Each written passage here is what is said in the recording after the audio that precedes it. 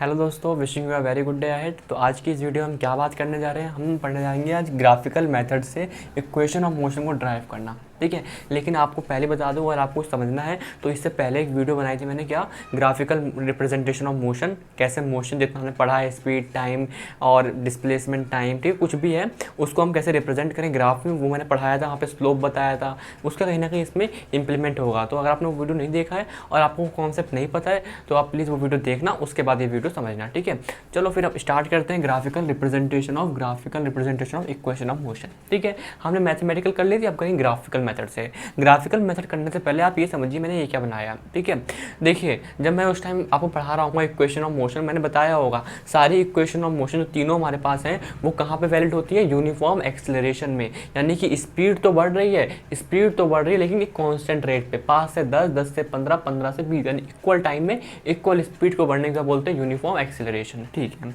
अगर मैं बोलूँ कि ओ ए, एक गाड़ी चलना स्टार्ट हुई ओ ए पॉइंट्स, यानी कि उसकी इनिशियल स्पीड कितनी है, ए पॉइंट्स, यानी ए से लेके ओ, कुछ भी हो सकती है, जनरल पॉइंट देते हैं ए, मतलब 15, 20, 30 कुछ भी, मतलब कुछ इनिशियल स्पीड उसकी है। तो ये ओ से ए क्या हो गया, इसकी इनिशियल स्पीड यू। ओ से ए यहाँ लिख देता हूँ, ओ से ए क्या हो गया उसका इनिशियल स्पीड यू। ठीक है, स्टार्टिंग स्पीड। अब क्या हुई, उसने कुछ एक्सेलरेट करा, स्पीड बढ़ाई, लेकिन ऐसे नहीं कि ऐसे बढ़ जाएगी, ऐसे नहीं ग्राफ इस तरीके से नहीं, क्योंकि नॉन यूनिफॉर्म नहीं है, यूनिफॉर्म वे में। तो स्ट्रेट लाइन बनी ग्राफ और बी तक पहुंच गए फाइनल स्पीड। तो इसकी फाइनल स्पीड कितनी आ गई, वी। फाइनल स्पीड कितनी आ गई, v। ये हमारी u है, इतनी स्पीड हमारी v हो गई। ठीक है, और कितने टाइम में हुआ है सारा काम, ये सारा काम हुआ टाइम t में, ये सारा काम हुआ हमारे काम टी में। ठीक है, इतना ग्राफ से समझना चाहिए। अब चलो स्टार्ट करते हैं पहले इक्वेशन ड्राइव करने में। मतलब मैं ड्राइव क्या करना है वो लिख लो एक बार, v is equals to u plus a t, क्योंकि आपको याद भी तो होनी चाहिए ये चीज़। ठीक है, अगर मैं आपसे पूछूं, यहाँ मैं लिख देता हूँ क्या, बी डी क्या है हमारा, v। बी डी कितना है, v के बराबर है। ठीक है, फाइनल वेलोसिटी के बराबर है। अगर मैं आपसे यहाँ पे पूछूँ एक चीज़ कि v को मैं फाइनल वेलोसिटी को लिख सकता हूँ क्या, बी सी प्लस सी डी, यानी मैंने बी डी को दो हिस्सों में तोड़ दिया, बी सी और सी डी में, बी सी और सी डी में। ठीक है, चलो बी सी प्लस, अब ये सी डी क्या है, पैरेलल है किसके, ए ओ के। तो सी डी को मैं इक्वल टू लिख सकता हूँ ना ए ओ के, क्योंकि दोनों एक ही चीज़ तो है। देखो सी डी जितना होगा उतना ही ए ओ होगा, सी डी ए ओ, तो यहाँ लिख दिया मैंने ए ओ। ठीक है, और v is equals to B C plus A O कितना है, ए ओ कितना है, यू पुट कर दिया मैंने। ठीक है, यहाँ तक क्लियर हो गया। लेकिन अब दिक्कत आएगी बी सी क्या है, बी सी की वैल्यू क्या होगी, समझे। देखो अगर मैं बोलूँ in triangle A B C, इसका आप स्लोप निकालिए, और मैंने आपको बताया था स्लोप कैसे निकालते हैं आपकी क्लास में, अभी के लिए समझ लीजिए। वाई एक्सिस का डिस्टेंस, मतलब कि बी सी आप इसका स्लोप निकाल लो, इतने का स्लोप निकाल लो। तो कैसे निकालोगे, B C upon x axis A C. और स्लोप किसके बीच का है, आप मुझे बताओ स्लोप किसके बीच का है, स्लोप वेलोसिटी और टाइम का है। तो स्लोप की वैल्यू क्या होगी, एक्सेलरेशन, बताया था ना। अगर डिस्टेंस और टाइम का होगा तो स्लोप क्या होगा, स्पीड। ठीक है, ये चीज़ पता होनी चाहिए। तो स्लोप क्या हो गया मेरा, एक्सेलरेशन, है ना। बी सी मुझे निकालना है, तो ए सी ओ डी के बराबर, और ओ डी क्या है मेरा, टाइम। तो मैं यहाँ सीधे टी लिख दूँ, यहाँ मैं लिख रहा हूँ कि ए सी मेरा बराबर है ओ डी के, और ओ डी बराबर है मेरे टाइम के। तो मैंने ये लिख दिया। अगर मैं यहाँ से बी सी की वैल्यू निकालूँ, B C is equals to A T, मैंने यहाँ पे ए टी इधर भेजा तो बी सी की वैल्यू निकल के क्या आ गई, ए टी। अब इसको सेकेंड इक्वेशन को और ये फर्स्ट इक्वेशन को कंपाइल करो, बी सी की वैल्यू इसमें पुट करो, पुट यहाँ लिख रहा हूँ मैं, एक second, put equation second in first, second वाले इक्वेशन को फर्स्ट में पुट करो। तो v is equal to B c कितना है, ए टी, और ये कितना है u, तो निकल के आएगा v is equal to u plus a t. इसको अरेंज कर लिया बस सिंपल, इसको u को इधर लिया, इसको इधर लिया है। तो देखो हमें ड्राइव ये करना था, हमने ग्राफिकल मेथड से कहीं ना कहीं हमने v is equal to u plus a t derive कर लिया। बहुत मुश्किल नहीं है, बहुत सिंपल है। ठीक है, आराम से इसे नोट कर लो और फिर बढ़ते हैं हम सेकंड इक्वेशन ऑफ मोशन को, बहुत ज़्यादा सिंपल है। ठीक है, इसे नोट कर लो। तो मैंने बताया था आप लोगों को कि जब एरिया अंडर द ग्राफ इस वेलोसिटी और टाइम के ग्राफ के एरिया मतलब कि ट्राइंगल का और रेक्टेंगल का एरिया प्लस करूँ तो क्या आएगा, डिस्प्लेसमेंट आएगा, है ना। बताया था ना, एरिया का दिखाएगा डिस्प्लेसमेंट और स्लोप का दिखाएगी एक्सेलरेशन। तो अगर मैं इसका एरिया निकालूँ तो क्या देगा, डिस्प्लेसमेंट इज इक्वल्स टू क्या होगा, एरिया ऑफ ट्राइंगल, ट्राइंगल कौन सा है, ए बी सी, ये triangle plus area of rectangle, rectangle क्या है, ए सी डी ओ। अब एरिया ऑफ ट्राइंगल का फॉर्मूला आपको पता होगा, बचपन में पढ़ते हुए हो रहा है, half into base into height, half into base क्या है यहाँ पे, बेस ए सी, और हाइट कितनी है मेरी इसकी, बी सी, ठीक है, पुट करते हैं प्लस, और रेक्टेंगल का तो पता ही है आपको, लेंथ इंटू ब्रेथ यानी कि ए ओ मल्टीप्लाई ओ डी। अब बस वैल्यू पुट करनी है, आंसर आ जाएगा आपका। देखो कैसे, हाफ तो हाफ ही है। ए सी पे देखो, ए सी क्या है, ए सी मेरा ओ डी के बराबर, जो टाइम के बराबर है, तो ए सी को मैं टाइम लिख दूँ, ए सी को मैंने टाइम लिख दिया। बी सी क्या है, बी सी यानी ये, यहाँ हमने निकाला था पिछले वाले डेरिवेशन में, बी सी किसके बराबर आता है, ए टी। आप स्लोप से निकाल के देखोगे इस तरीके से आपका निकल जाएगा, बी सी किसके बराबर आ गया, ए टी, बी सी हमारा आ गया ए टी के बराबर, प्लस ए ओ क्या है मेरा यू, और ओ डी कितना है मेरा टाइम यानी टी। अगर इसको अरेंज करोगे तो निकल के आ गया हाफ ए और टी स्क्वायर हो गया प्लस यू और टी हो गया। तो ये देखिए, यही तो हमें ड्राइव करना था। ये देखिए, इसको और इसको देखिए, सेम आ गया।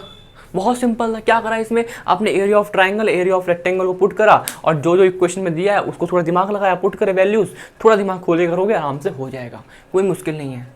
ठीक है, अब बढ़ते हैं थर्ड इक्वेशन ऑफ मोशन। बहुत ज़्यादा सिंपल है, आइए बढ़ते हैं। हाँ तो चलिए अब आ गए हैं थर्ड इक्वेशन ऑफ मोशन पे, जो बहुत ज़्यादा इंटरेस्टिंग है। पहले समझते हैं ट्रेपेजियम क्या होता है। आप बचपन में पढ़ते आ रहे हो, ट्रेपेजियम इसे कहते हैं, मतलब कि ऐसे साइड हो और फिर पैरेलल हो। ठीक है, ये भी ट्रेपेजियम है, ये भी एक ट्रेपेजियम है। कैसे, इसमें दो साइड पैरेलल हैं और दो साइड क्या है मेरी, नॉन पैरेलल हैं। तो ट्रेपेजियम क्या होता है, जिसमें दो साइड तो पैरेलल हो, कभी ना मिले, और दो साइड ऐसी जो आगे चल के मिल जाएं, आगे चल के मिल जाएं। देखो आगे चल के मिल गई, दो साइड ऐसी जो कभी ना मिले और दो साइड ऐसी जो आगे चल के मिल जाए, उन्हें बोलेंगे ट्रेपेजियम। और ट्रेपेजियम जैसे कि मैं बोलूँ, ये एक ट्रेपेजियम है, आप उसको थोड़ा सा ऐसे घुमा के देखो, ये ट्रेपेजियम दिख रहा है, ये दो साइड्स पैरेलल, यानी कि u और v कहीं ना कहीं पैरेलल दिख रही है, और ये स्लोप और ये आगे चल के मिल जाएगी, तो ट्रेपेजियम दिख रहा है आपको। अब ट्रेपेजियम का अंदर का एरिया क्या होता है, अगर आप पता हो, हाफ इंटू हाइट, जैसे कि इसकी कॉमन हाइट कितनी है, हाइट ये, जैसे कि इस वाले में ट्रेपेजियम में देखोगे तो ये ओडी ये क्या होगा, इसकी हाइट हो गई, और क्या होता है 1/2 into height into sum of parallel side. दो साइड है जो सम, इनका सम कर दो, जैसे कि ए है ये बी है तो लिख दो a plus B.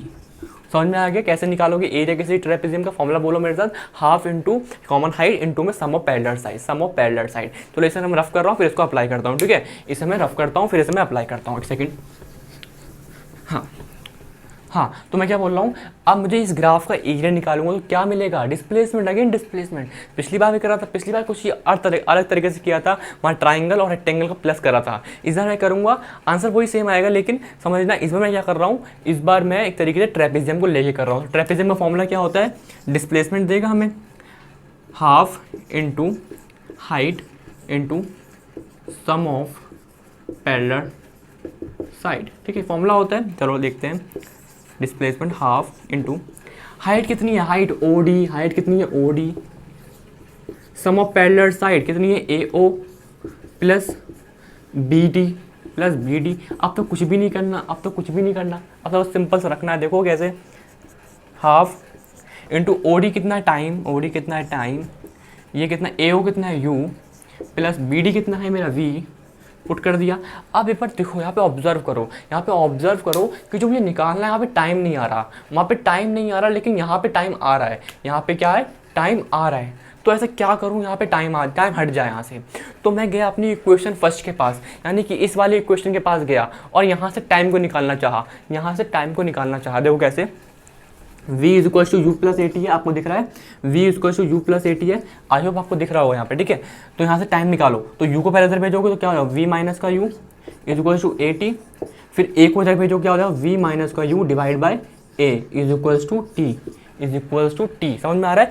v minus का u divide by a is equal to t. अब इस t की वैल्यू यहाँ पुट करोगे, इस t की वैल्यू यहाँ पे पुट करा तो देखो क्या हो जाएगा, देखो हाफ इंटू वी माइनस का u डिवाइड बाई ए, और क्या चल रहा है, इसको मैं रफ करता हूँ हल्का सा, ठीक है, और v प्लस का u, ये चल v प्लस का u लिख लिया मैंने, ठीक है, u प्लस का v प्लस का u फर्क नहीं पड़ता। लेकिन आपने एक आइडेंटिटी पढ़ी होगी पॉलिनॉमियल चैप्टर में, 9th क्लास में पढ़ा होगा आप लोगों ने, कि देखो यहाँ लिख रहा हूँ a प्लस का b, a माइनस का b is equals to a square minus का b स्क्वायर।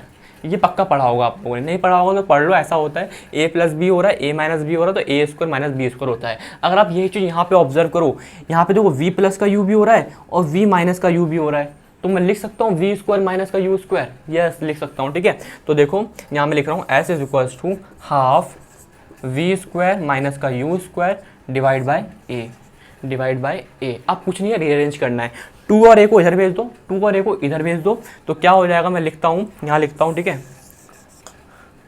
2as दिख रहा है, ठीक है, देखो 2as दिख रहा है ना, इक्वल्स टू क्या बचा यहाँ पे, वी स्क्वायर माइनस का u square, v square minus का यू स्क्वायर।